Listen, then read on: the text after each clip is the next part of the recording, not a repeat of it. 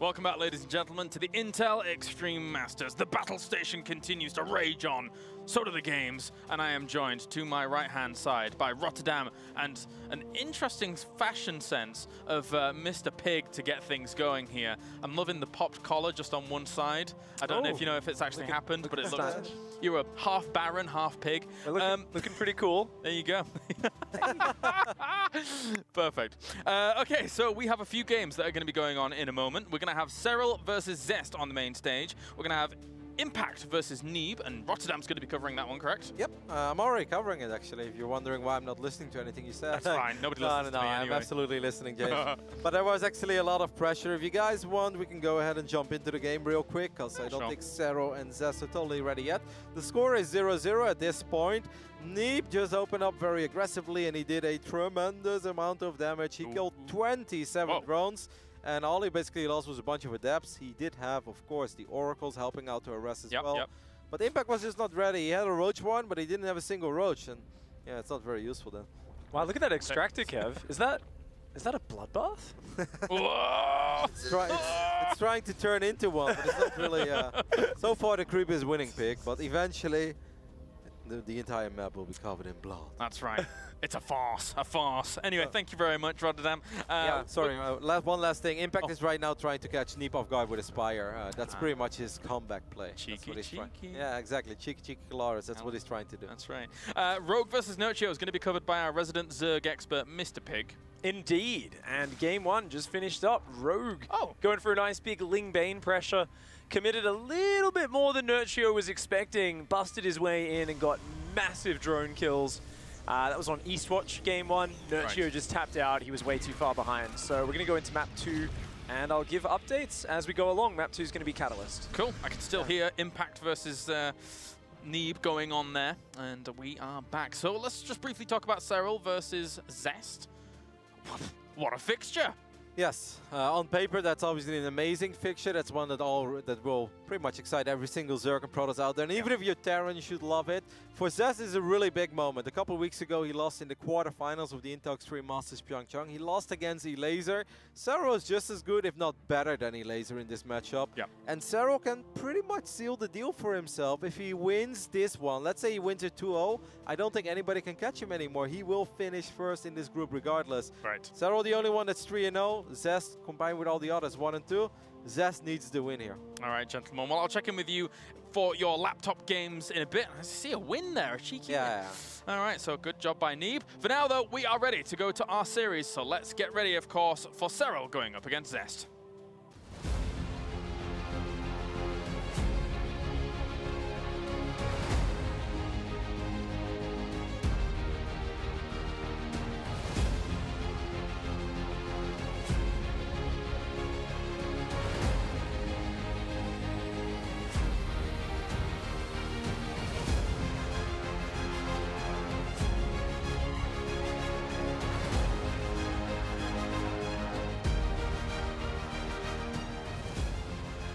We've already seen some crazy matches today, and coming up next, we have a ZVP of Champions. Up first, we have the recent WCS Leipzig champion, and he'll be going up against a 2-time GSL champion. Please welcome on stage, it is Serral and Zest!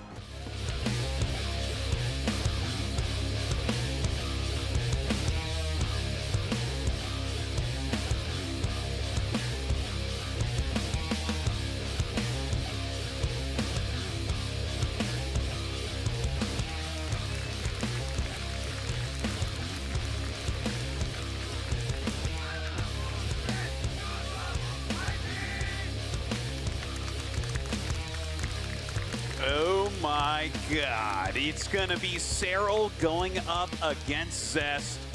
Todd, can you think of a better PvZ that you'd more like to see right now? No, I can't, and that's because these guys are the absolute best of their race. And right now, Serral definitely the hotter player here in this tournament, a 3-0 score in this group, whereas Zest having a little bit of a tougher time. We also saw on the ticker their recent statistics in the matchup with Serral being, I think he was 13-1 in series, whereas Zest actually with a negative score.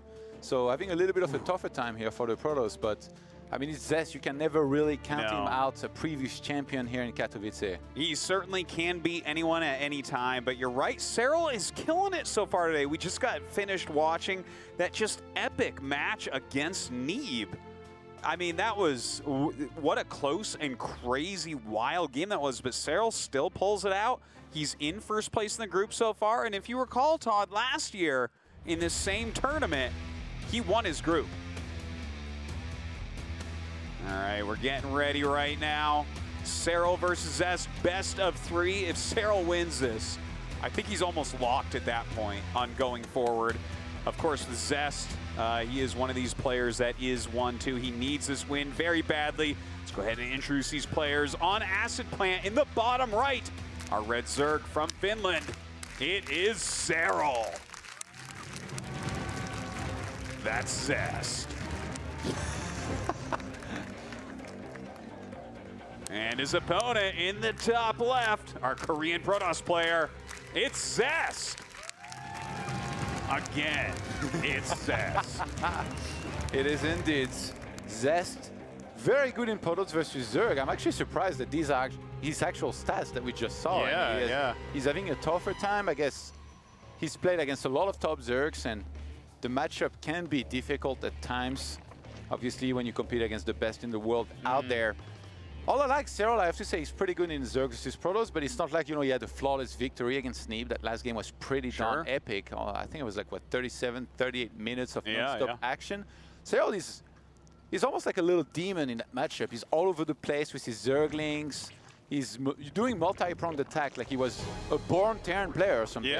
He has a lot of good strengths to his play. That makes it very difficult to actually face him, but Zest definitely has his own aggressive style. Sometimes he goes for a bit of a throwback with more sentries and attacks. And we saw him earlier in the tournament against Nurture, I think he was, lose 2 Zealots in that one game. So he's definitely capable of playing very well in the matchup. It's very true. Maybe he'll get aggressive here once again, right? Like, if that's working against Nurture, certainly it could work against Serral. And from what we've seen, these later games in Protoss vs. Zerg so far today, not going the way for our Protoss players that often. Yeah, I mean, Zest, usually a lot of the time against Zerg, we will see him open with the Stargates, do some light harassments, and then from there, the standard in the matchup right now is to kind of go into charge with some High Templars. Either you want to open with a few Archons and go into Storm, or you want to commit more on the Charge Lot and Archon side of things to really try and make something happen.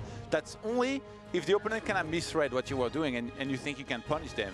A Zerg that goes into Roaches will be able to defend that, but then obviously if you can bait the Roaches out of a Zerg and you mass Immortals, we all saw what can happen, and those Immortals can actually slaughter those Roaches very, very well. And Zest, that second game as well against Nurture, remember, like, there was 70 Banelings, and he made it look easy, landed the perfect storm, microed, never let the Banelings connect too badly, and he's actually going to open with the Twilight Council there, a little bit of a almost unusual at this stage. Like, I mean, it's not crazy or anything, but we see a lot of Stargates. Well, he's definitely mixing it up a little bit here to start. Like you said, the Stargate opening kind of is the standard for the matchup.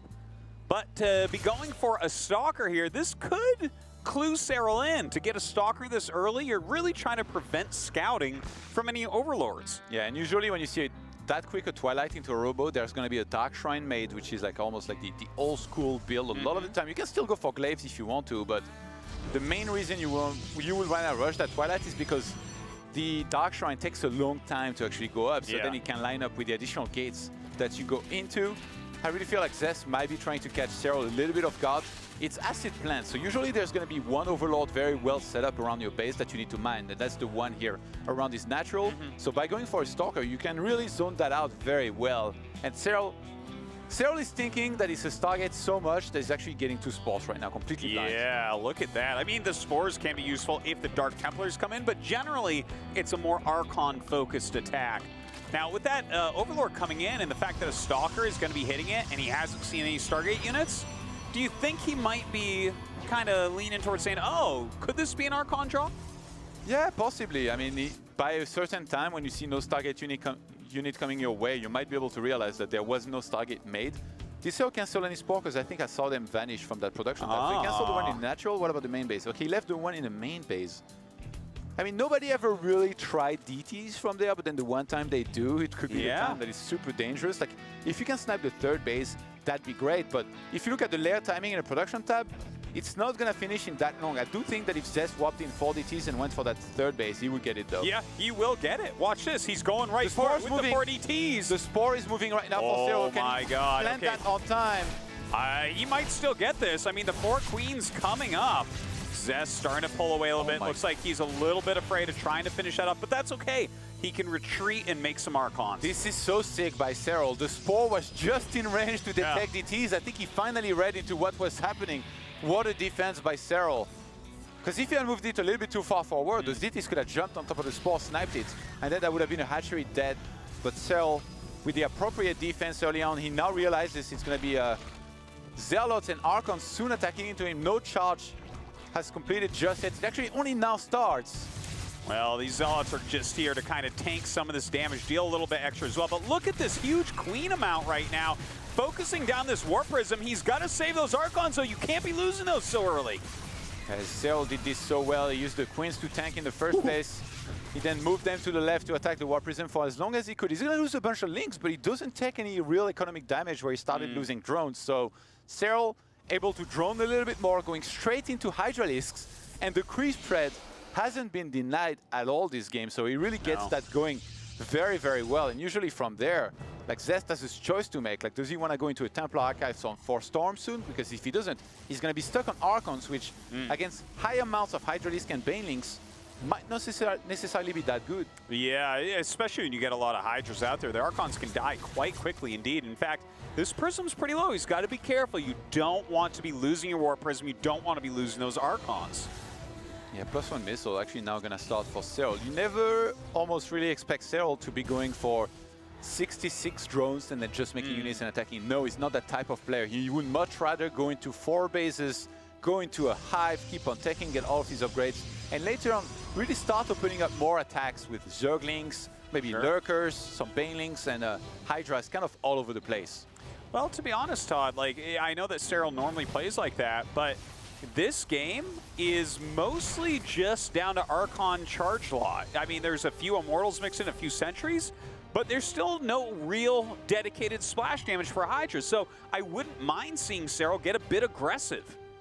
Yeah, we'll see if he chooses to do so here in a minute. He's working on that 4th hatchery, still droning up a little bit here and there. You don't want to start 15 drones in a row, because then if Protoss moves out like this and attacks you, you might just die. So Serral made sure he squeezed out quite a few units here while adding on a few more drones. He's actually going to play it very safe here and cancel that 4th base as Zest. Yeah. I guess he does a good job of pushing back the creep here. Well, look at the force fields that are available on those sentries. I think that was a good cancel by Serral, but this gives a little bit of an edge to Zest, if you ask me. He's doing a great job clearing up the creep. He's forced to cancel on the 4th base. Look at this, just walking down, killing every active tumor. Walking around the map like he owns it, Artosis here on Acid Plants.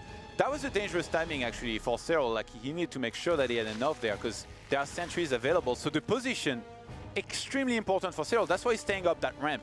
Whoever moves up or down a ramp could be in big trouble there. Serral finally confident enough to do just kind of that. But I don't think he can go up this ramp. If perfect force fields land here, he's going to be in trouble. Zest with 2 more Robos. He wants to go into a ton of Immortals. Oh my gosh, this is just all the rage at the moment. We don't see any other tech being added on, just a lot of robotics production. So that's going to be a very strong army. Just now starting the Templar Archives. That is insanely late to be playing against this type of unit set. Yeah, but usually it doesn't matter how late it is, right? As long as you can secure Storm, it's going to be okay. Like, obviously, you will not have too many High Templars with high energy for that many Storms. But if you can reach it, you're usually doing something good regardless. I guess the sentries could buy Zest some time. Serral has been making a ton of units though. I said he wasn't the kind of Zerg to get 66 drones and then just mass units and attack, but I might be wrong. Okay, so he's droning up a little bit more, but he still made a ton of units, and this is really around the time Serral will try to make some fantastic attacks happen. Oh my gosh, a lot of Banelings rolling forward right there. A huge force field wall is thrown up, but I mean, with these 5 Immortals, I don't know that that's enough to kill off this many Hydras. He's going to have to lose that Nexus. It goes down. I don't think that was even a cancel. And that's a slow warp in here happening on that base. The Warp Prism wasn't there just yet. Serral connects big time with a lot of these Banelings, and so many Hydras are left over here. Oh, the Prism barely making it out alive, getting healed up a little bit. He still has an Immortal in there. Needs to drop it out. He needs every unit he has right now to fight against this Hydra Swarm. Pushing forward, gunning down Immortals, but great micro here by Zest. Serral perfectly identifying what was happening. He realized that Zest was just going for mass Archons off of Dark Templars, that he wasn't going to be able to have Storm on time against an upcoming attack, in which case, if you have the critical mass of Hydralisk, this army is going to die so fast here. From Zest, are you supposed to defend against a couple Banelings as well? He struggled, he landed a couple force fields, but then the follow-up was there from Serral, who gets a great trade here in the first major fight of this game to really set himself up further into it with a potential follow-up here. Well, you know, Zest is going to have such a hard time against. I definitely liked that attack from Serral, but look at this Immortal count. With the 3 Robo, it's getting pretty out of control. That is a huge amount of Immortals right now. Of course, if you get to trigger their shields, if your Banelings and Hydras start connecting with them, you can wipe those out. But it seems like all Zest needs right now is 4 or 5 High Templars like this, and that army becomes just a Zerg-killing machine. Yeah, Zest, he didn't have Storm yet. Finally, now that's going to complete. He needs to make sure he gets a lot of High Templars. Infestation Pit now going to start out of Serral. Serral was a little bit hesitant. I think he wanted to go for the multi-pronged attack here on this army, but then he realized there might just be too much, so he's not going to risk it just yet. Goes for even pneumatized carapace here. Maybe try and stay on top of his scouting with everything. Maybe drop later on as well, possibility. But he's actually going to attack here into this. I guess Serral's close to maxing out, has started to build a bank, so he wants to get as good trades as he can here. Even if he's pushed back, he will be okay for Serral as long as he doesn't completely get crushed, which actually is kind of happening right now. Yeah, like he started out okay. He erased the Archons very quickly, got rid of the Sentry, but so many Immortals left over. Again, 3 Immortals at a time is a huge amount. In the meantime, this Prism gets taken out as Serral retreats, but Zest's army continues to grow. How many Immortals is Zest on? He has to be, yeah, 11 Immortals already. On his way to 13 with the 2 more that he's getting. Needs to build up some energy. You know what Serral has done very well? Preventing that 4th base from going up. Yeah. While expanding himself. And I think he's going to want to look to try and continue and do that. Nice moonwalking from these Immortals here. They need to shoot a little bit better, though. Banelings are going to start on connecting onto a lot of this army. And it looks like he's rolling up that hill. The Baneling's not getting the greatest connections, but you know what he did there? He forced all the High Templars to turn into Archons, so still we haven't seen a single Psy Storm. We're on minute 12 of Hydraling Bane not being stormed, and that is making it so hard for Zest to expand. And the plan for Serral here might be clear. Just don't let the 4th base ever go up. Keep on trading with Zest. As long as he can do that, he has this perfect economy on his side of the map. Still looking to try and move up that ramp here. High Templars, you need to start storming, guys, because otherwise I think Zest is going to die here. Well, he doesn't have Storm ready at the moment. He's trying to save up that energy. The Immortals trying to hold on tight here. That's a very dangerous army from Serral that continues to poke in, but he does back up. Looks like a Storm going down. Finally, the first Storms of the game. They do a pretty good job, but the actual army of Zest has been weakened quite a bit. More Zerglings flowing in, some Zealots coming in and trying to keep these Immortals alive. Some good micro at the last moment from Zest, and he keeps a reasonable army, but his economy is just not up to par. Yeah, and I mean, the Zerg from there, the production is absolutely insane. Like, he's just going to be able to keep on swarming. Zest, he keeps on struggling to try and retake that 4th base. There is no way he can set up any better than he is. All he has to get is Immortals, High Templars, and Chargers, and try to defend as well as he can, but every time, Serral gets good enough trades to do a follow-up attack that keeps on doing the same thing and the same thing. And I'm pretty sure that Serral's not going to slow down. He's going to keep on attacking into this, keep on trading with this. The splits are just not there from Zest. Oh, he loses all the Templars. A huge explosion there. The High Templars basically gone. So are the Zealots. Only a handful of Immortals left. And, I mean, this is almost a finishing blow. GG. Serral taking map number 1. Definitely a very good game, but kind of an odd strategy from Zest, wouldn't you say? Yeah, definitely. Actually, almost every time that we see that Darkstrand opener nowadays, I feel like it loses. Yeah. I'm like, hey, it's good that they're mixing in different builds. Boom. Yeah. Game over, they lose. So a little bit weird. Not sure if Zest wasn't that confident in his target play here on this map. Well, I tell you what, that's an old fallback for Zest, to be honest. He's one of the best DT openers with Archon drop players in the world, but I don't know. We'll give him a minute to think about what to do into game number 2. And in the meantime, let's check how the other games are going.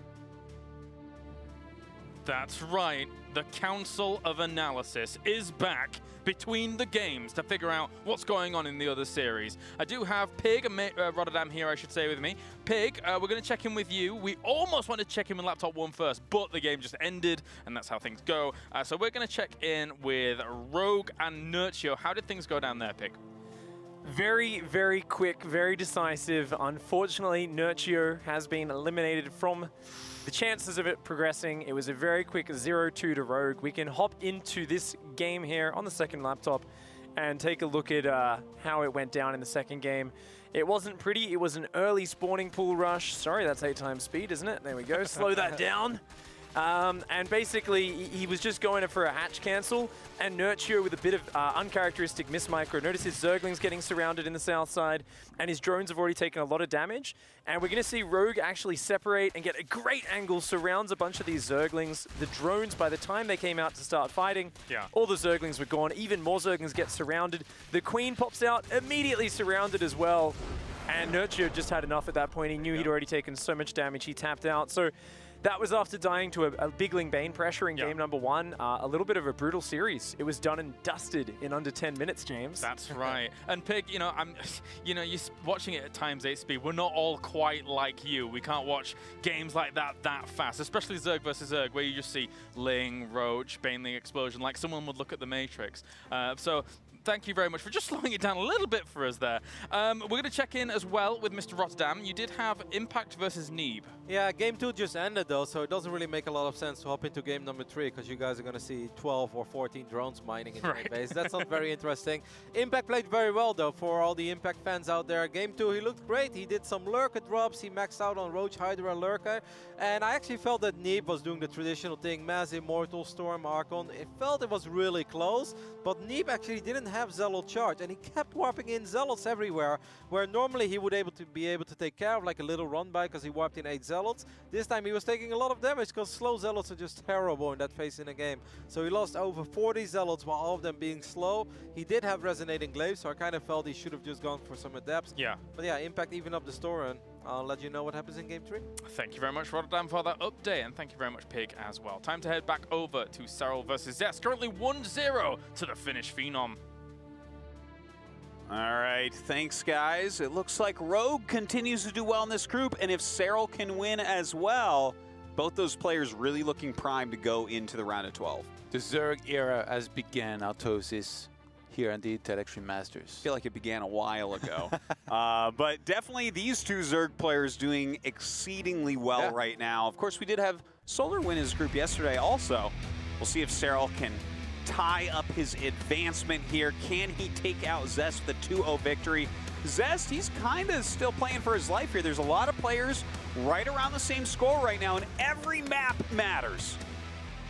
Okay, game number 2 on Black-Pink is beginning. In the top right, in the blue, it's Serral.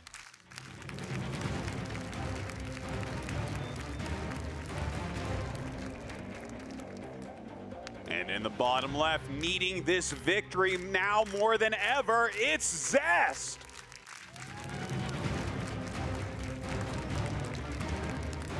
Both players very impressive in game number 1, and then there is a lot of army movements, like just some move outs and the way they position the army where you can tell like these are two of the absolute best players. And I almost see like a lot of the angles where a worse player might have engaged.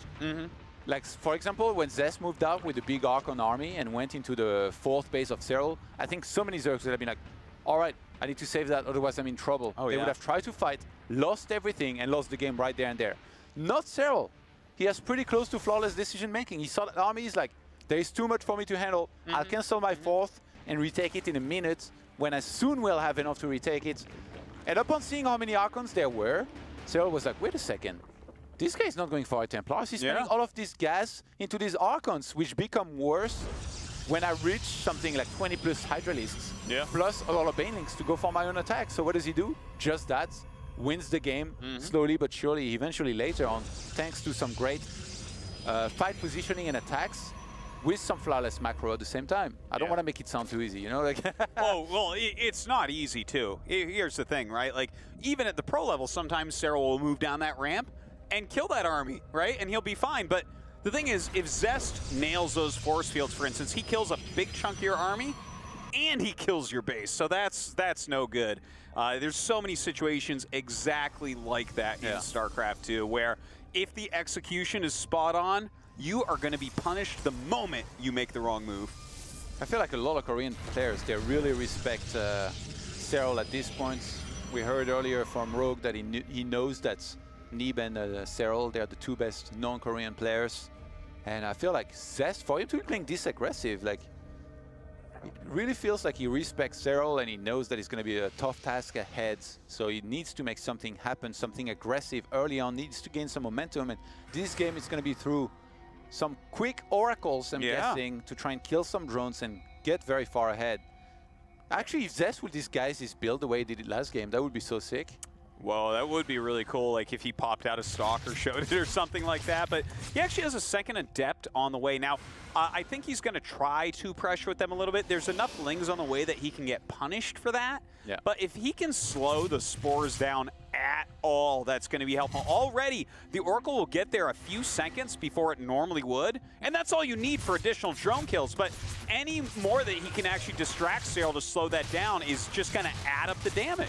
Zest is making Serral worry so much about those adepts that he hopes Serral will forget to make the spores, in which case the Oracle flies in and kills like 10 drones. Ooh, the spore should be started by now. Okay, it gets started right this second, but the first Oracle is going to fly in. With only a queen there, a lot of drones can be picked off. He just has some micro very precisely. Yeah, Serral sees this coming thanks to one of his overlords. He's going to move the drones away, maybe move them back into the middle line. No, goes closer to some more queens. Only 3 drones die and the Oracle almost goes down. Fantastic defense from Serral, who now will have his spores up. And Zest, by the way, invested so much into this. It's not just the proxy stargates and the oracles. He chrono boosted the adepts a bunch of time. So he wasn't chrono boosting out probes. No, the 3 drones is actually not enough. And now the fact that he loses this pylon, he loses this stargate, he doesn't even have a Phoenix out to push away overlords or to do additional scouting. This is tough. Zest has to get more damage done than that. And Serral is going to start to get completely out of control here on that drone count. So Oracle flies in to get one more snipe. Going to be forced away as Zest gets supply blocked. I'm going to start some additional pylons there as early as possible to make sure that doesn't last too long. And Twilight Council and Robo on the way, no surprise. I mean, you don't really start triple Stargate back at home after this splash. No, probably not. Well, this is a very tough situation for Zest right now. He was looking for that early advantage, that early damage, and absolutely did not get it. What he got was a couple of bruised oracles, a supply block, and 2 dead adepts. Yeah, that sounds like pretty bad scenario here. Yeah, it's certainly not ideal. We can definitely say that. Looks like the Templar Archives on the way, as well as Charge. A couple more gates being added. Zest is definitely a player that likes to utilize early Charge Zealots with Archons and a Warp Prism to do some damage. Yeah. But with Roaches already on the way, it seems to me like Serral is covering all of his bases. Yeah, Serral in this situation, he's so good at analyzing what's happening, even without having the info. Like, he tried to fly an Overlord in the main base, didn't see much. But I think he knows like what's the most likely transition, because it's almost always the same here from there. Zest actually, whoa, he added 4 more gates? Yeah, it looks like he really wants to get aggressive with that. So he's gone up to, what, 7 gates or so right now? I think he had, yeah. 6 gates?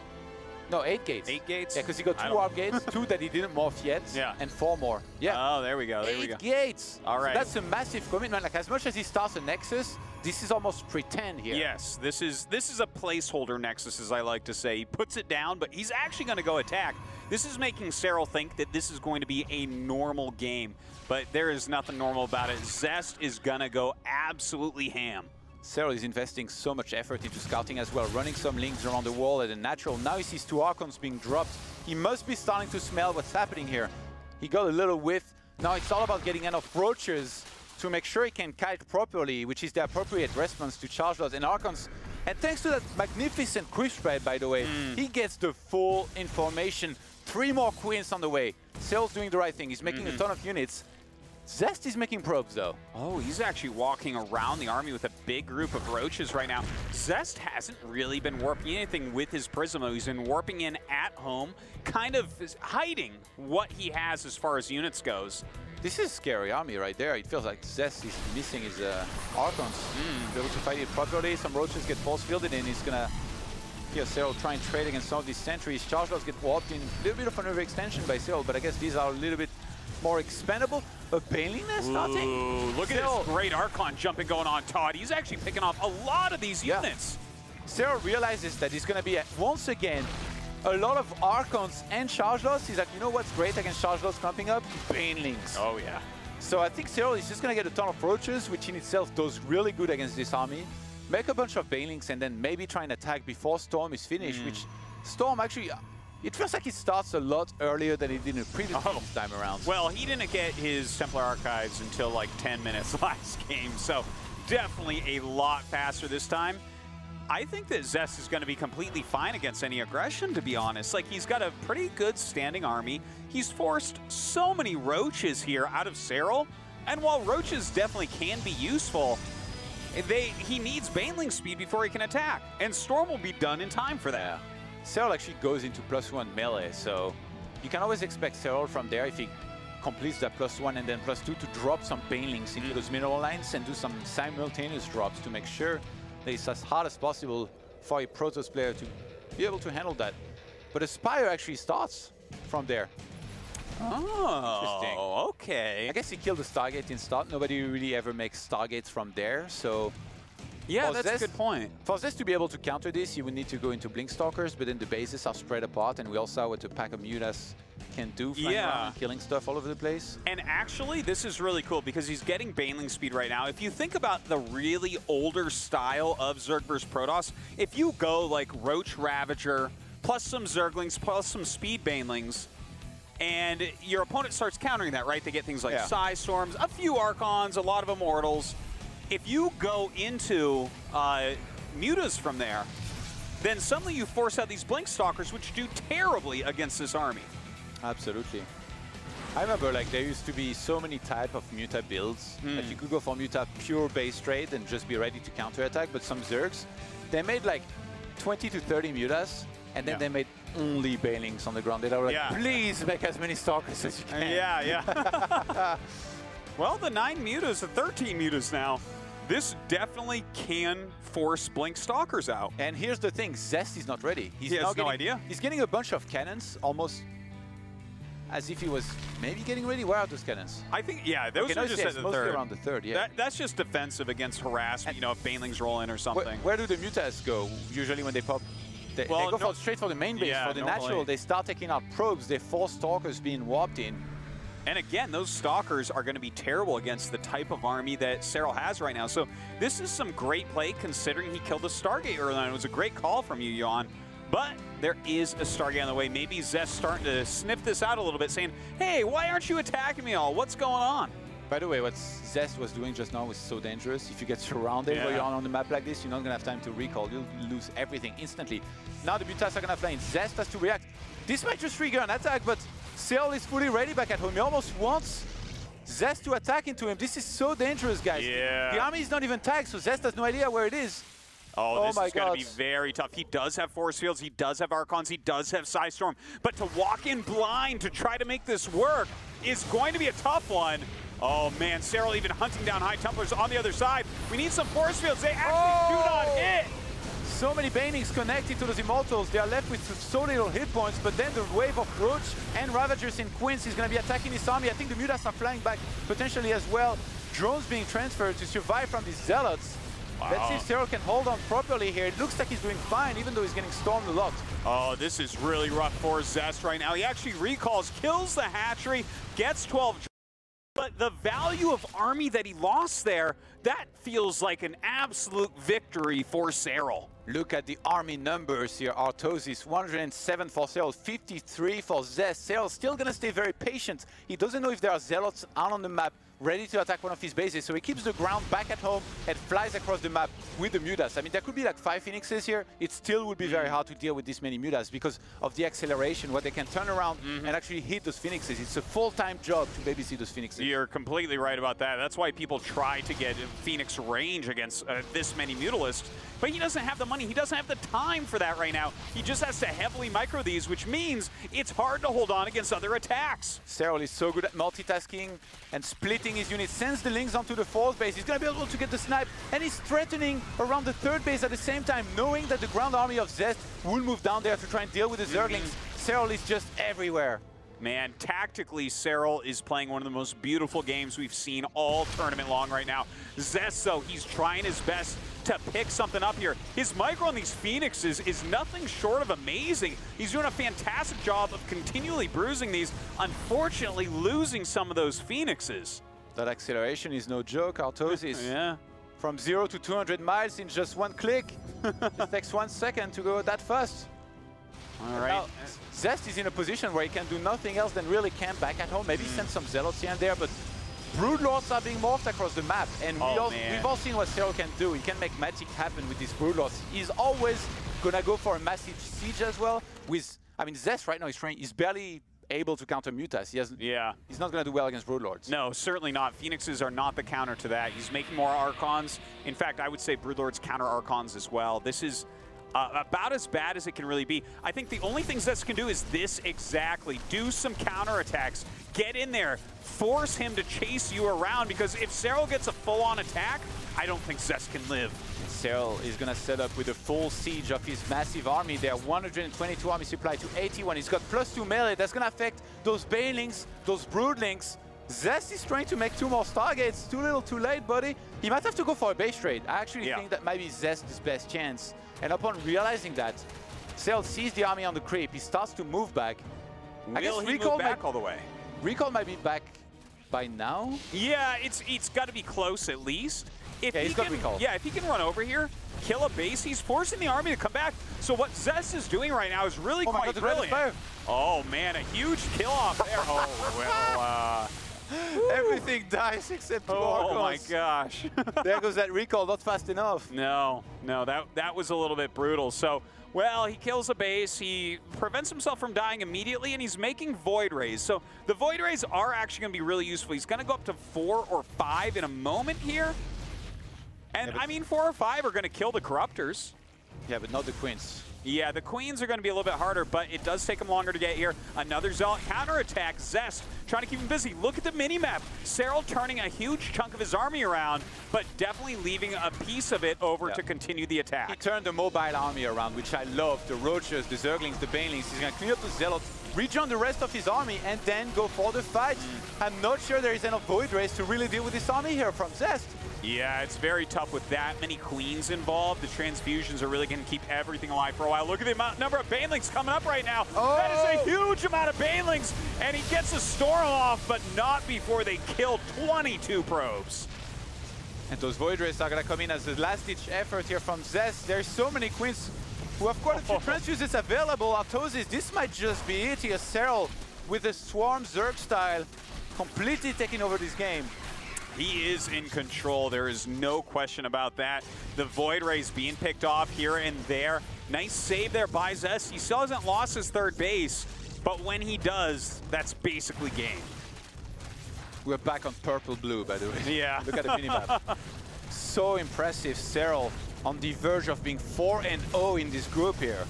That is a solid first place. And GG, Serral knocks down Zest 2-0. Just phenomenal play out of our Finnish Zerg. He is dominating so far in Group C. Making Zerg versus Protoss look like a piece of cake. Yeah. And I tell you what, it is no piece of cake. And make some noise for Serral. Such a strong Zerg player. I think at this point, you have to consider him one of the favorites of the tournament. Oh, absolutely. He's playing out of his mind. And it's so good to see our recent WCS champion playing as well here in another premier tournament. All right, well, we're going to jump to a quick break, and when we come back, more StarCraft action.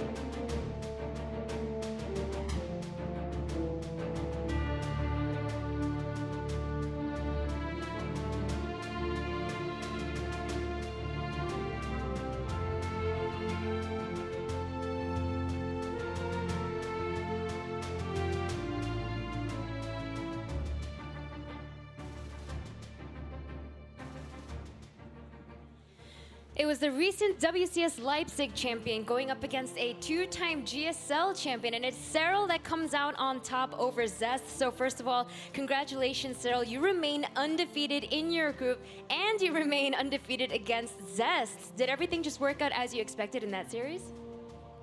Yeah, I was kind of expecting to win, but at the same time, after having such a hard games against Neep, I was kind of worried about Zest.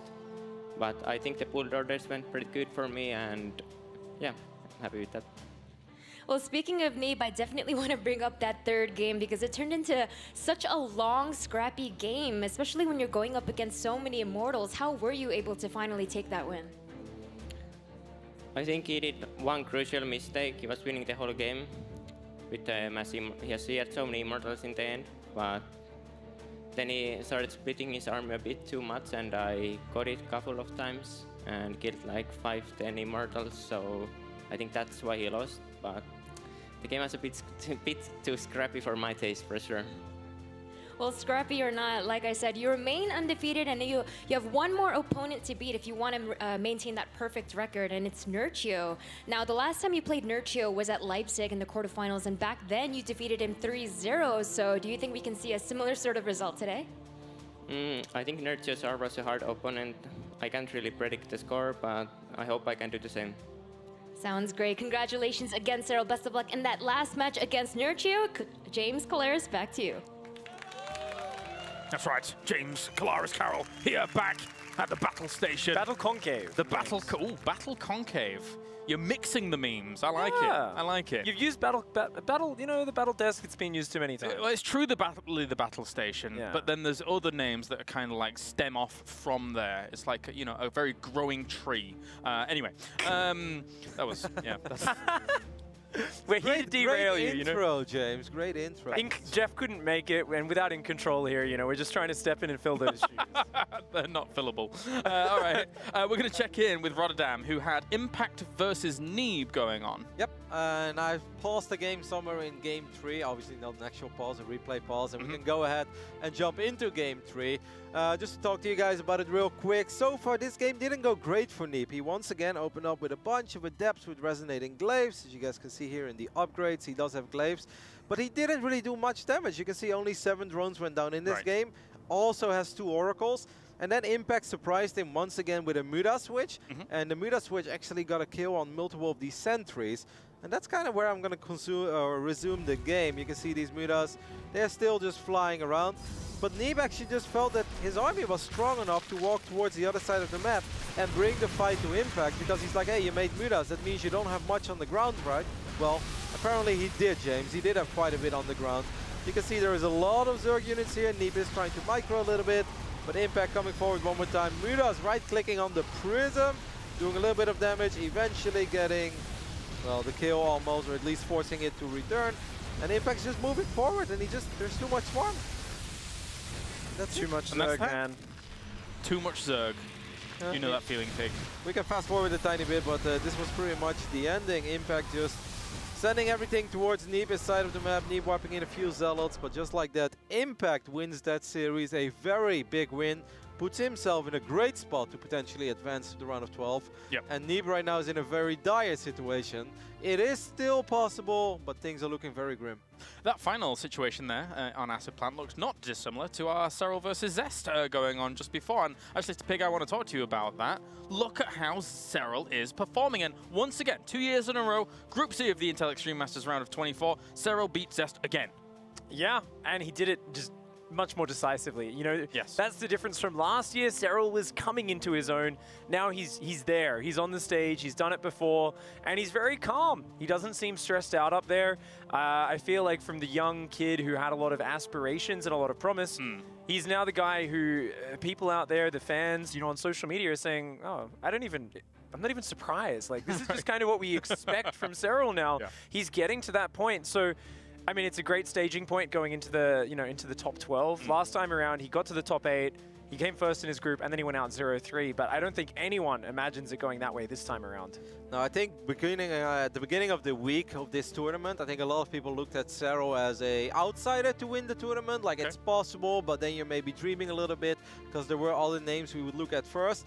In my opinion, with the way that Serral is playing right now, the form that he's showing, I think he's a very real contender. Just like Artosis said, he could potentially win the entire thing. Yeah, who knows? And that's really unreal, actually. That's pretty crazy. That is pretty crazy. You can see the results here from Group C so far. What I do want to mention, and it's a little bit of a tangent from Group C here, is that Group D has already begun. And due to our slight technical delays that we had earlier, we felt it was best to begin Group D so that we can make sure that all the crew here, all the talent, all the players have got as ample rest as possible going into the round of 12 and the round of 8 tomorrow, as those are obviously extremely important matches as well. And actually, Pig, I'm going to check in with you just briefly because you did have SOS versus Ryung game number 1 and 2 potentially. Yeah, the series is ongoing. A lot of action-packed games. SOS bringing out some antics, and I'm looking forward to. I'm going to keep my eye on it and hopefully have a full update of the decisive moments in the next break when we come back. Yeah, that sounds good. We're not truly officially announcing the start of Group D, obviously, here on the mainstream, but the games have begun and they will be continuing. But don't worry, because you'll be able to get to see all of your favorite players from there. We'll have all of the guys on the main stage, and we'll be able to check in with all of the games as the time progresses. We're going to go to a short break, and then when we return, more action here from the Intel Extreme Masters.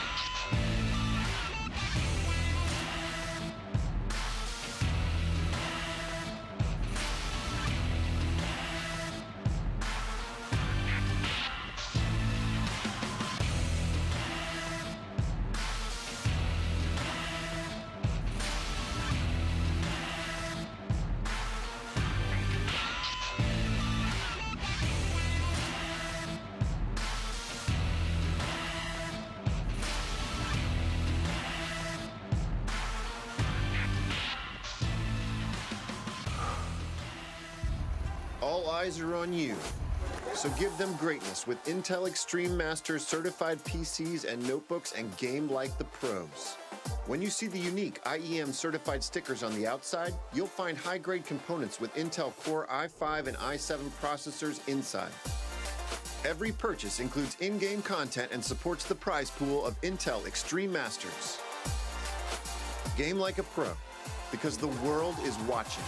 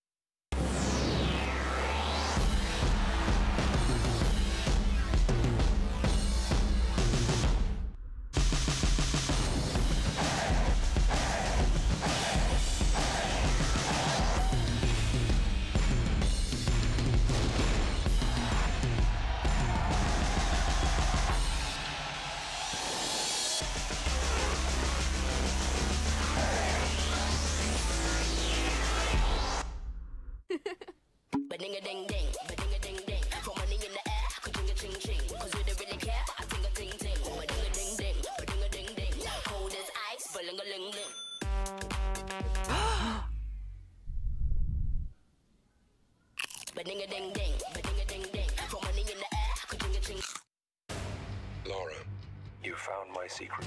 Our world is in danger. You must stop them. It'll be an adventure.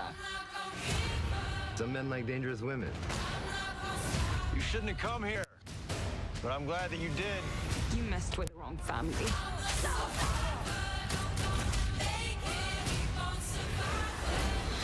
Tomb Raider. Can't be too careful these days. The world has gone bloody mad. I'll take 2. Only in cinemas.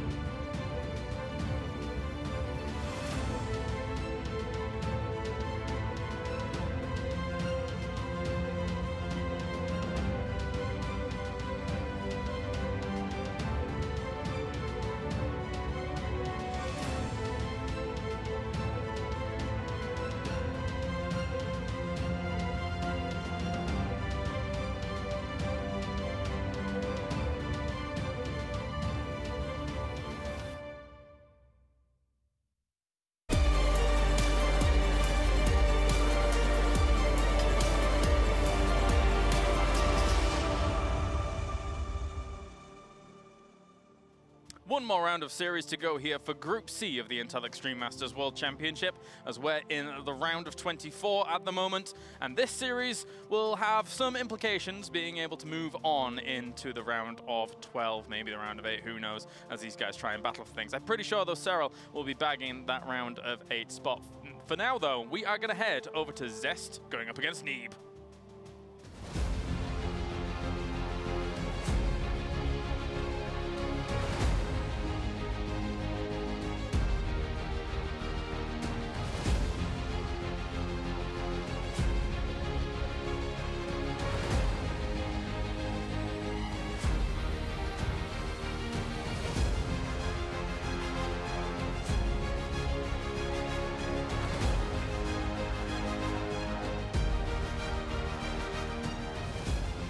Hello and welcome back, everybody. It's time for the final match of Group C, and it is going to be a Protoss versus Protoss of Titans. We have the Kespa Cup champion going up against a former Katowice champion. Please welcome on stage, it is Neeb and Zest.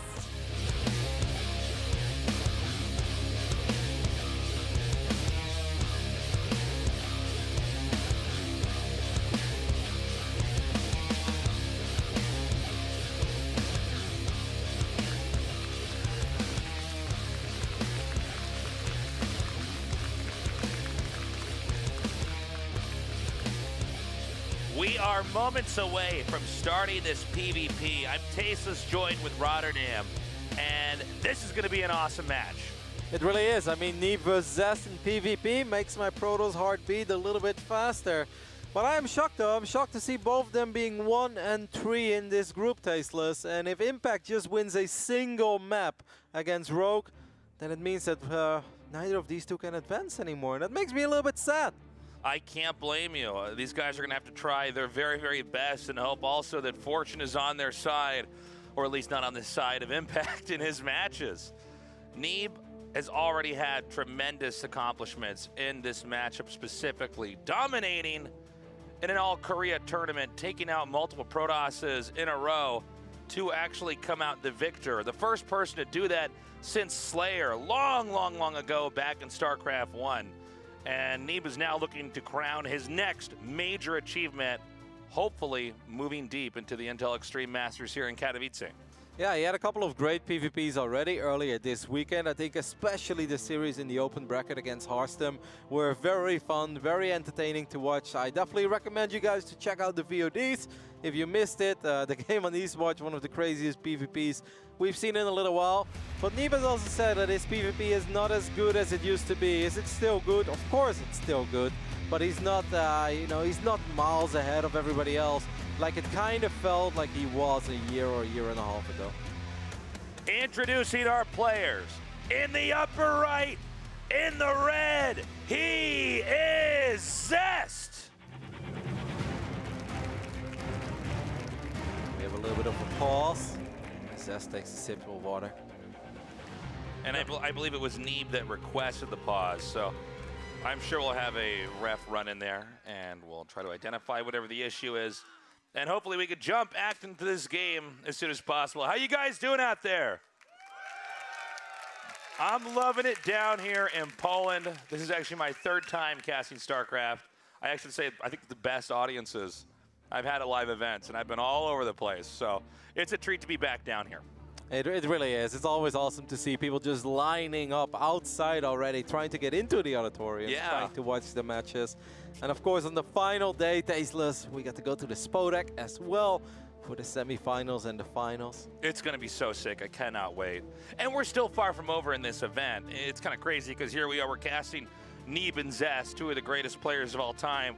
But there's still a long mountain that each of these guys has to climb all the way through today, on to tomorrow, and if you make it to the Final 4, you will have all that glory at the Spodek on the last day. Yep, and of course we've got Group D coming up for you guys as well. Group D has already started. We tried to make it start on time because we didn't want to let them wait until Group C would be done, since we had some delays earlier today. Worst case scenario is that the final matches of Group D would have taken place at like 1 or 2 a.m. and obviously, Tasteless, we can't be doing that to our competitors. We want everybody to have the opportunity to play their best StarCraft. And, well, unless you're a real Nightcrawler, you don't play your best at 2 a.m. Very true. Introducing our second player here in the bottom left, in the blue. Make some noise for Neeb.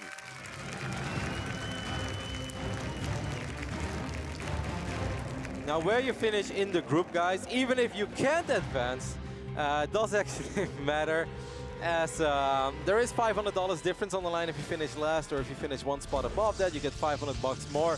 And of course, all these players also pick up $200 for every single best of 3 they win. This is important to mention because Tasteless, I have received the update and confirmation that Impact took a 1-0 lead over Rogue. Uh-oh. Which means that neither of these two Protosses can advance anymore, but they're still playing for plenty of money. That's right, and of course Pride is on the line. Yep. Taking a game off of one of these players is no small feat. So we have the probes now splitting out across the map, and it appears that at least as far as structures go, we have mirrored builds. There are different unit comps you can try to get out of the first two gateways, and that can usually telegraph to us what the follow-up plays are going to be. Yep, I kind of wonder as well if, you know, the results, and these players are always aware of the standings and scores in different games as well. I'm sure both of them are a little frustrated with how their day went so far. I mean, 1 and 3.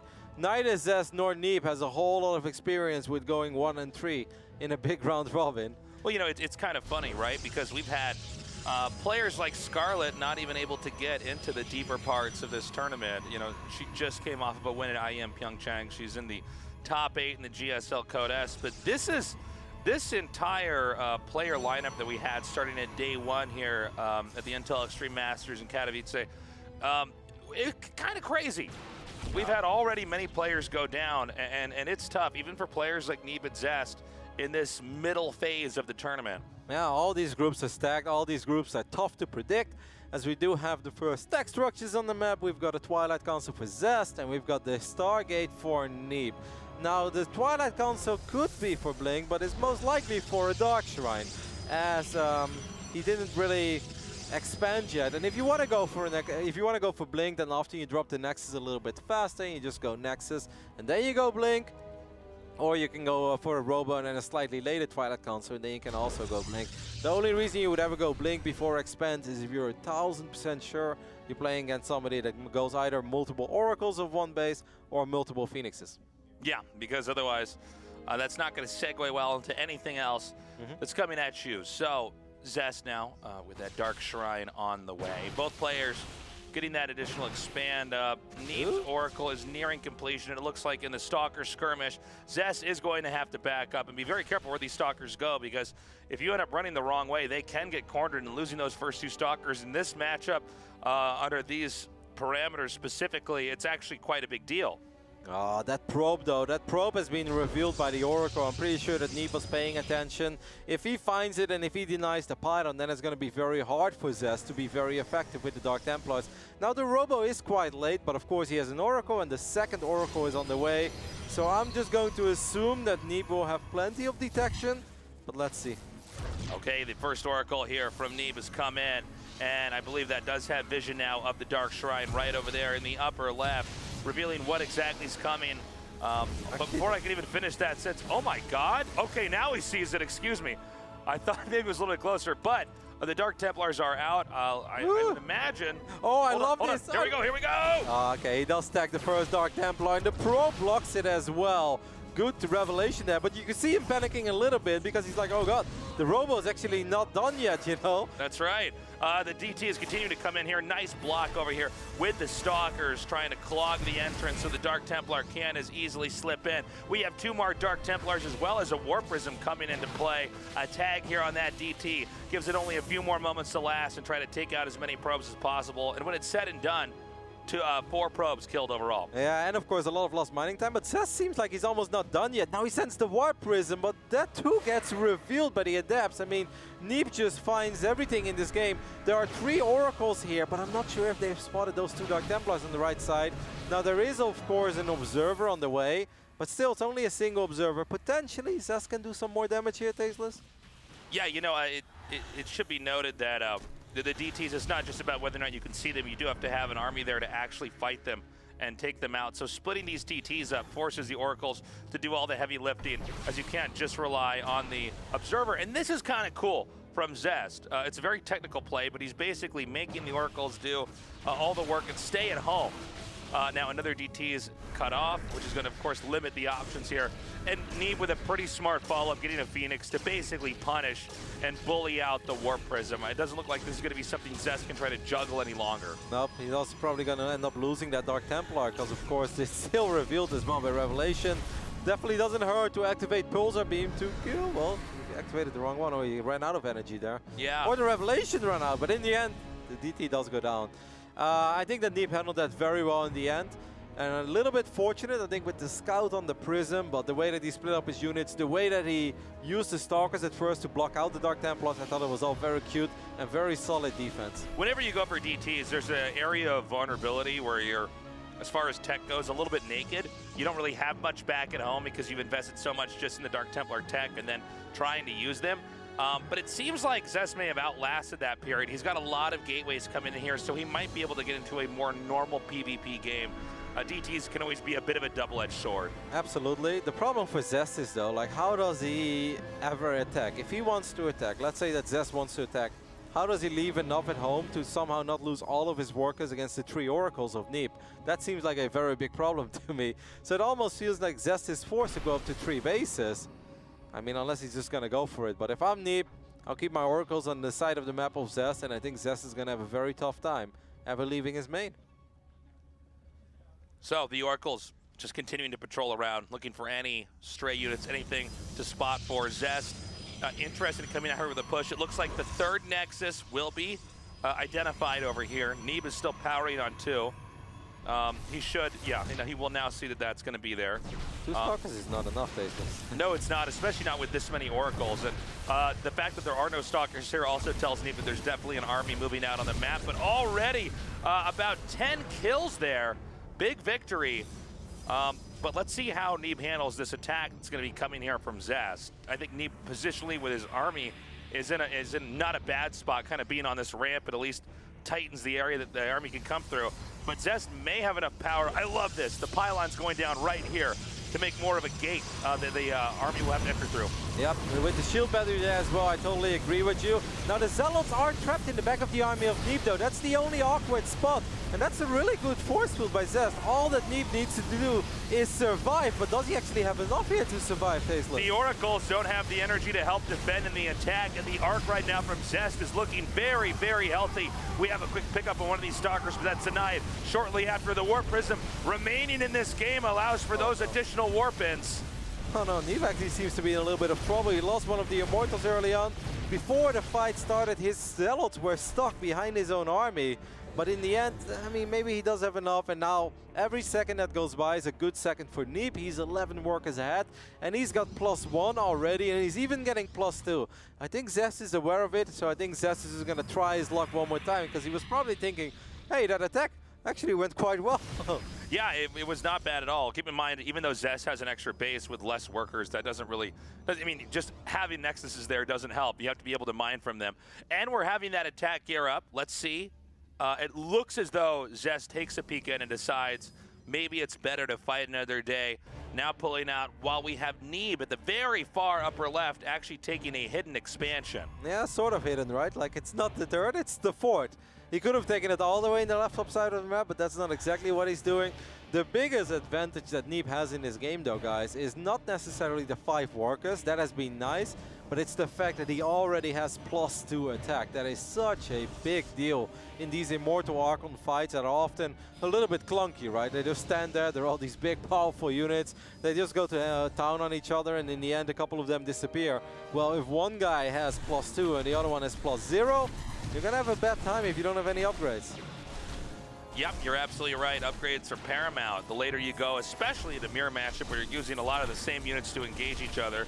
This is a cool little harass play, though. Zest comes in, actually deactivates all those buildings, and manages to get out.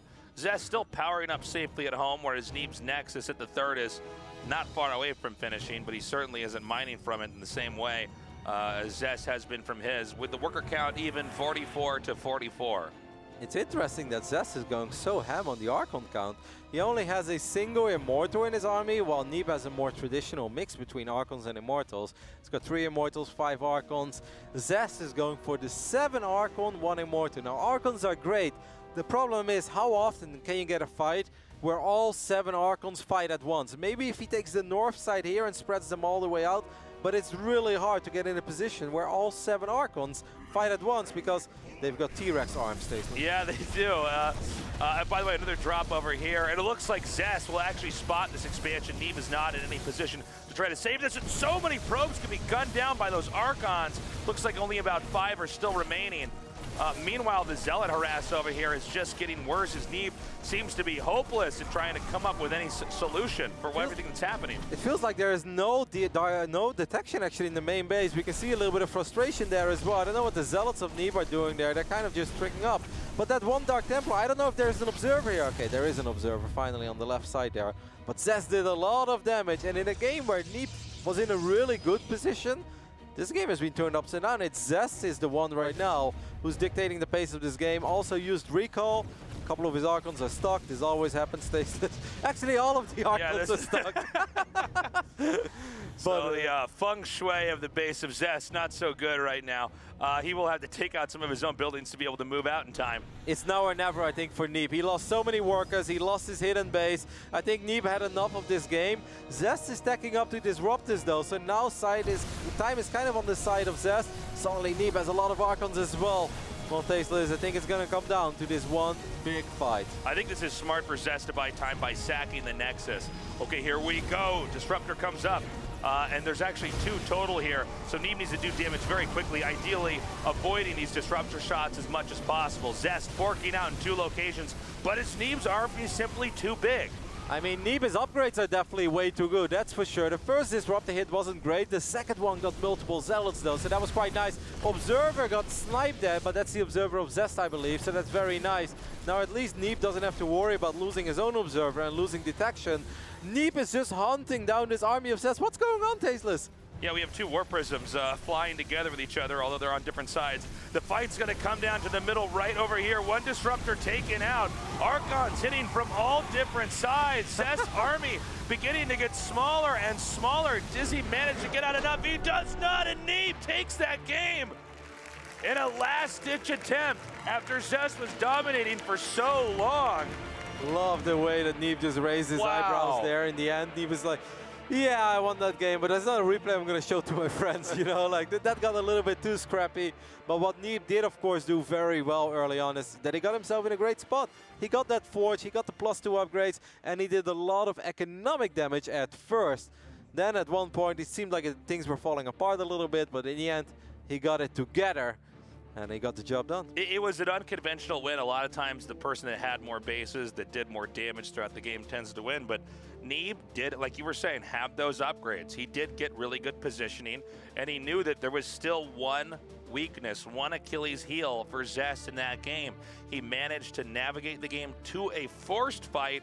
Zest, aware of the risk that he was under, actually ditches his second base expansion, hoping to buy more time. But Neeb manages to navigate through all of that, separate the 2 armies, take out the disruptors, and win the fight. Crazy. GG, Neeb taking game number 1. Yeah, it was really cute how those Protoss armies were chasing each other in the middle of the map. They were just running circles. Yeah, you could see Zest was just scrambling to try to get a good position, one where he could last, because if the longer that game goes on, the probability of Zest winning gets higher and higher. But Neeb, just with a very, very profoundly strong attack, closes that out. And I'm curious to see what build orders we'll see now going into game number 2. I don't know if Zest is going to do a DT rush. It seems like, and I think there are people who would disagree with me, which is fine. It seems like you don't really want a DT rush too much in a series. Doing it multiple times in a row is often not the best idea, because then it's fresh in the mind of your opponent as well, right? Right.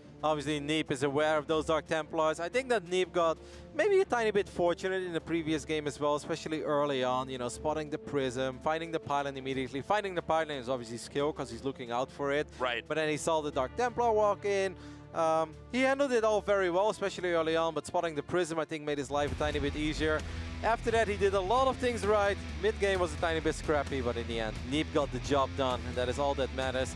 Plenty of money on the line. Neither of these guys will advance to the round of 12, unfortunately, but still pride and money is left to fight for, Tasteless. In the bottom right, in the red, he is Zest!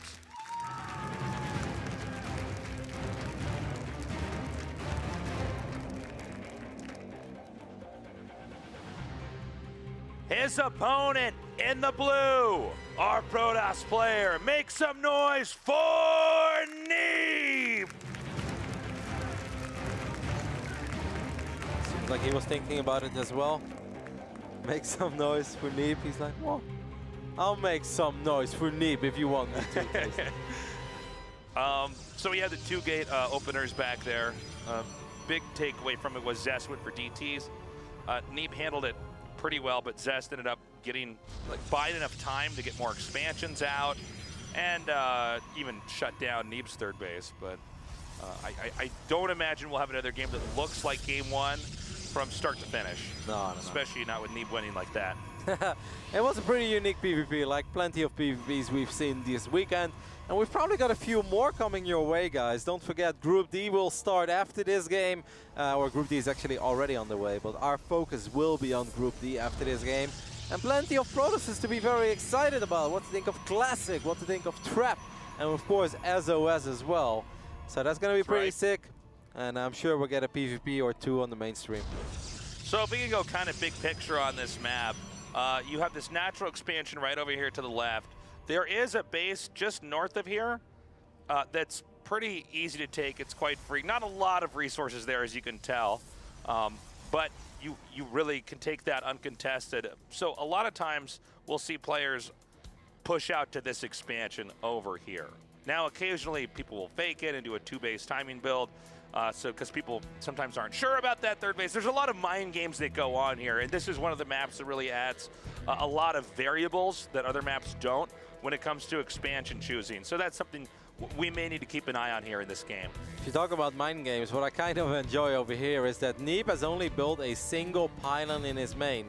Now often, what does this mean? If you have a single pylon in your main, it means that your second pylon is out on the map somewhere, potentially for a proxy Stargate. So Zest is going around right now like a madman and probably expecting a Stargate or a very, very quick Oracle. And in fact, that hidden pylon is just in between the hidden base at the very top left and the natural expansion there. Look at Zest, he's even getting a third gateway. This is not super common. He's chrono boosting out Warp Gate. I think Zest is going to be quite aggressive here, Tasteless. Perhaps even with a good old 4-gate. Maybe you've had enough of this tournament. Hey, he might actually. Not exactly the most conventional textbook way to play modern PvP in 2018, but you know, that actually might do it. Sometimes it's the builds that don't seem like they're the best that are the ones the players don't necessarily prepare for. His probe gets spotted in the left bottom side, and that's actually a very big deal because he doesn't have a single pylon on the other side of the map. Neeb wins the Stalker skirmish as well and saves his first Stalker. This is a bad start of the rush of Zest. Okay, now he sees the 3 Stalkers coming up. There's a warp in here that you can... Oh, not quite in time. And it's now just the 2 sentries along with the Stalker, but the shield battery is another important factor that does drive those Stalkers back. The shield battery really could have saved that Stalker of Neeb. Neeb did such a good job in microing his Stalker to safety at first. He is finally going to use one of these hallucinations to scout. And he will spot that there is indeed a Nexus going up right now, but he will also realize, hey, that Nexus is late. Do I have to worry about more Stalker aggression now or not? Because he's going to find all 3 gateways.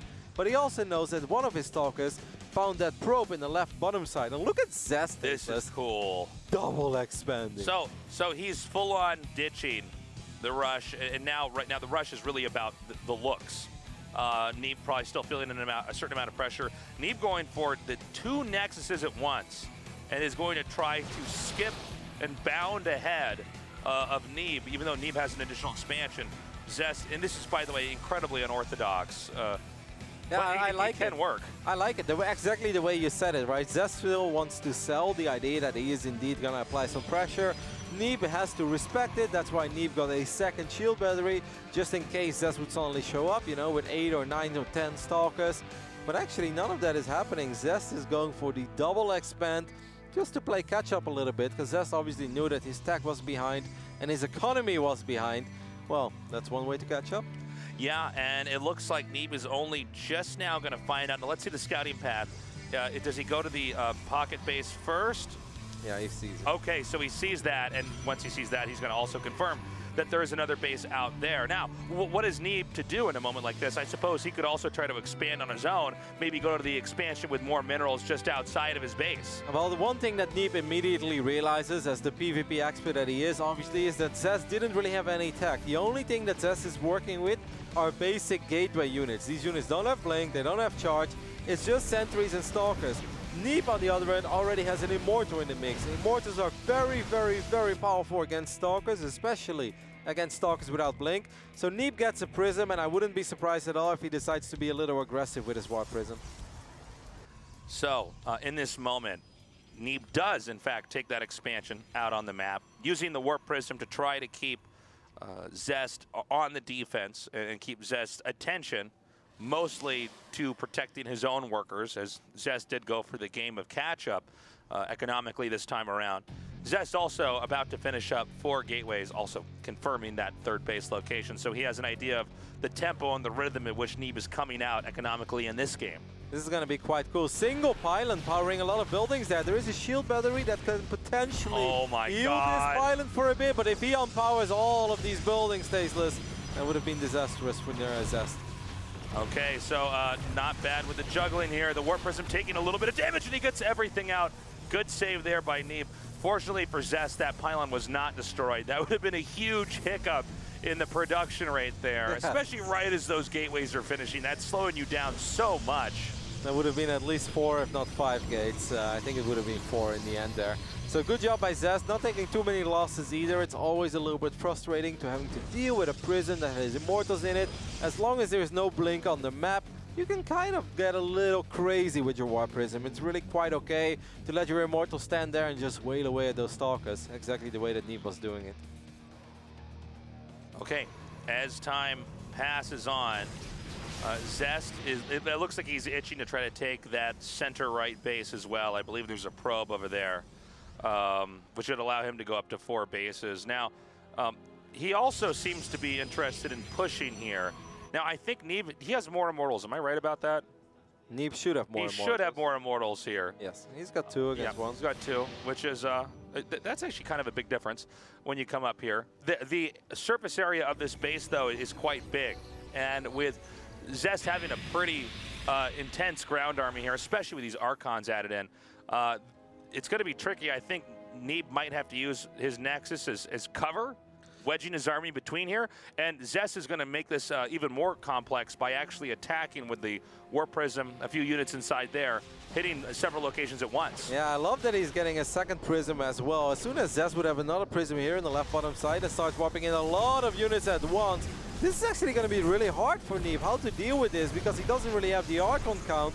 If he recalls too many units, that actually means that Zest could overrun Neeb's third base, and that's exactly what Zest is going to try to do here. Oh, that's it, GG! Zest takes game number 2.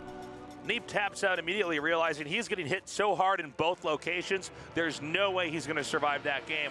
And that will bring us now to the final match between these 2 players. That was actually really cool by Zest, how he did that in the end. The big warp in the main base, forcing a recall as well, and then immediately on that moment, jumping on the rest of the army. I mean, Zest has created a little bit of an economic lead for himself after he double expanded early on. Neeb was still worried about the rush. That economic lead gave Zest the ability to just have a slightly bigger army in that phase in the game. And that's all he needed, Tasteless. That's all he needed. Also, surgical precision with the force fields there from Zest, actually locking out all 3 of the sentries. They were going to get killed in moments when that attack started up. You know, I have to say, Zest played one of the more abstract PvPs we've seen in I would say the last 12 months or so, really. Very cool to do that Stalker Rush, switching to double expand, and then have that technical engagement that really took out Neeb there. And it's just one more match between these 2 players before we declare a winner for this series. Yeah, I really enjoy the way that Zest adapted to the situation. I think if his probe wouldn't have been found, then he really would have committed to the 3-gate. Perhaps even turn it into a 4-gate, but his 4th gate would have been very late. But it definitely would have been even more aggression. But Neep was looking for that probe, found it eventually, and Zest immediately said, well, if I can 3-gate pressure, I'll double expand instead. And that was a really cute way of making things happen and finding his way back into that game. So going into game number 3, I have no idea what to expect, really. These guys are a really even match. A lot of pride on the line here for both Neeb and Zest. Neeb really opening up with a more reactive style of play in that last game, and Zest completely turned it on his head and ended up in a situation where he was handily able to shut Neeb down.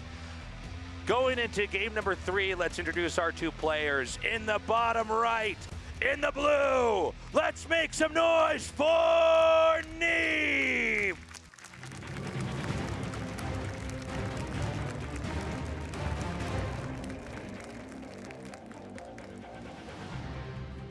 His opponent in the upper left, in the red, he is Zest!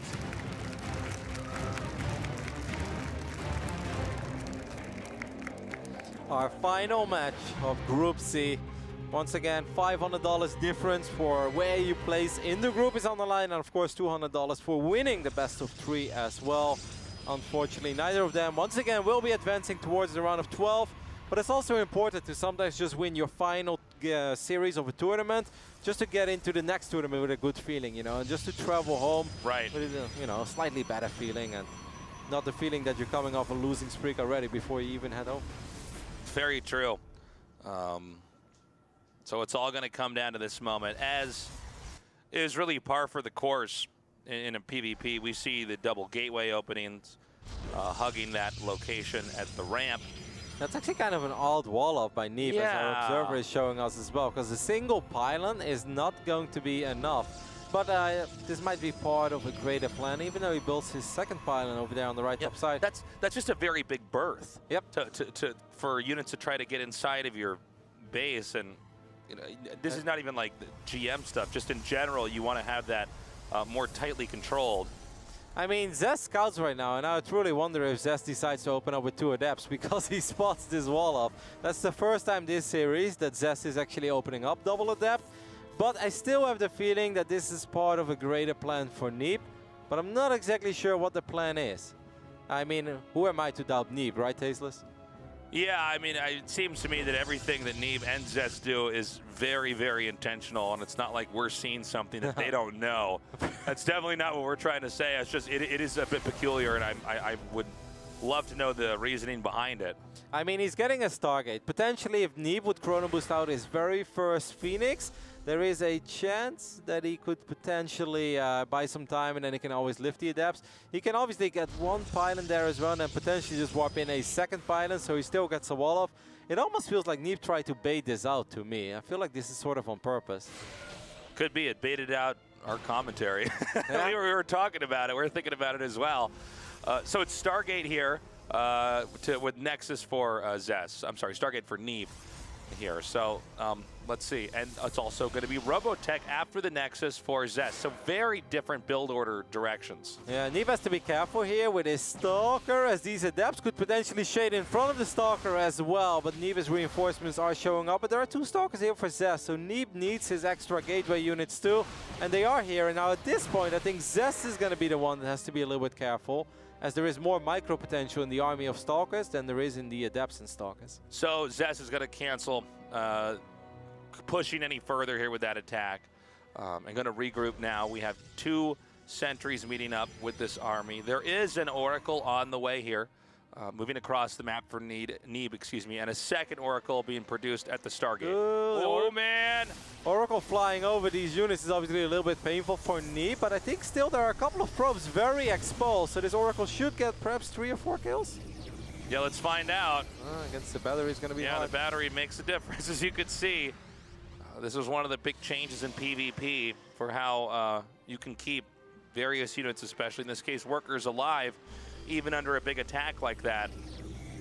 Now the Oracle has utility later on. You can always tag the army and try to watch their movements. Yeah, but double Oracle changes everything. Shield batteries are perfect against one Oracle, but against two Oracles at once, they don't really help very much. And that's what you're going to see over here. I'm not sure how much energy there is left on the left Oracle, but I mean, just like that, 7 probes go down as the second Oracle, like I said, changes everything.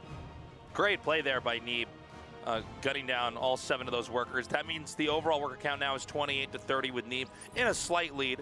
It's going to be easier for Zest to catch up. And Neeb actually going for another third base right away here as well. Damn, that's... We're seeing, I would say, an unusual expo rate for a PvP. And maybe this is a shift in the meta, or this is just the kind of games these two players produce. Normally you see people get on 2 bases and try to power up and get all the tech and tools they need. Not this time around, Roddy. No, that's very fast by Neeb. And if you guys wonder, is he able to defend all the potential attacks? Good job there, still having the probe as well. Neeb is actually playing on point so far in this game. I love almost everything that he's done. He's trapping these adepts, he's gonna get the free kill. The thing is though, Neeb can freely go up to 3 bases because he has these 2 oracles. Every single Zest would need to leave 3 stalkers in each mineral line, and then he's still gonna lose a bunch of probes if he wants to attack. He can never decide to attack if he has to leave 6 stalkers at home, right? That's right. I mean, he's really leveraging his position here. He's kind of using the game style that Zest used against Neeb in game 2, against Zest in game 3. Unfortunately for Neeb, he did end up losing one of his oracles there, and I'm sure that he's a little frustrated about that, because then you suddenly have to worry a little more about potentially being attacked, because the single shield battery, as we saw earlier, can keep your probes safe. Eventually you'll lose a couple, but it's going to take a very long time. Zest scouts the Nexus though, but what do you do if you're just on robo units and sentries? It's a good point. More gateways being added up over here. Immortal slowly being cranked out for Zest. Now Zest is going to have to either expand again or try to come out here and smash this additional base here for Neeb.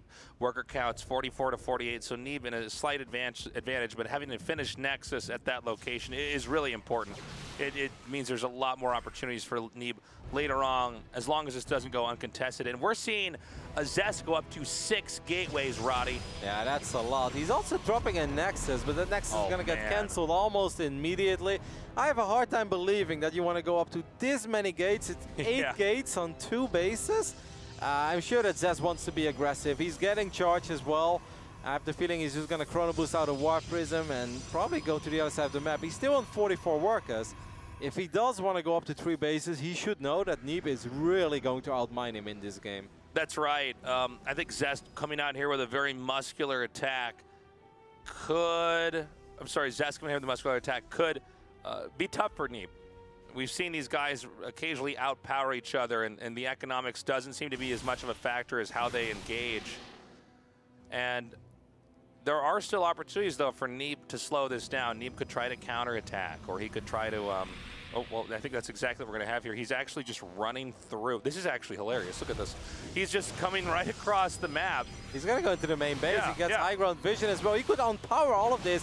Instead, he's going to go for the Robo. Can he deny? No, the Warp Prism is going to pop, but is he going to snipe the Warp Prism? Yeah, I think he could definitely do that. He gets the Robo in this very interesting attacker scene, and it's just going to try to get some probes. Now, keep in mind, while this is being defended, Zest is not leaving. And the fact that Neeb did something we almost never seen a pro game, which is just walk through the front door of your base, go in there, destroy the Robo, and then come back home. This has slowed Zest down a little bit already. Yep, Zest does have an observer here, so he knows about these stalkers. Now, in the straight-up army engagement, at this point, Zest's army is a little bit stronger. The problem is Neeb is never going to just sit there and fight Zest straight up. Again, Neeb is going for the counterattack. Neeb knows that he has a way better economy, and all he needs to do is buy some time. But I love this move of Zest. He left a couple of Zealots behind to just buy time, and this allows him to focus on the big attack in the front. That big attack about to come up here. Only one Archon to the 3 of Zest. This is a little dicey. All these Zealots can get gobbled up immediately by that Archon. A tag here on the army so Neeb can monitor the movement. Zest is running out of time, though. He needs to do some damage pretty quickly. And now with 5 Archons coming in, this may be enough to actually roll over Neeb. I mean, Zest does have +2. This is the reverse of the Blackpink game. This time Zest has the upgrade advantage, but Neeb is very heavy on the gateway units. But are these gateway units strong enough? And we're about to find out. More Warpins come in, and Stalkers hitting from behind, and Immortal over here on the right. Zest with some Warpins of his own, but I'm seeing more blue Protoss units than I see red, and it looks like this attack from Zest has been shut down. GG. Neeb takes game number 3. That was a beautiful PvP to end the tournament for Neeb there, I think. That's the way that you kind of want to say goodbye as well. Just to feel a little bit better. Secures himself at least $700 extra in prize earnings. And that was solid. That was a really solid game there by Neeb in the end. I love the map control. I love the activity with the Stalkers. And of course the Oracles early on as well. Just very solid gameplay. Yeah, I really enjoyed that series. Each game was pretty cool. Kind of had a twist at the end each time. And Neeb, once again, asserting his dominance as one of the best Protoss vs. Protoss players we've ever seen in StarCraft 2. Yep, and that's going to be it for us. We're going to throw it to a very small break, and after that we'll be back with a quick interview with Neeb and Smix.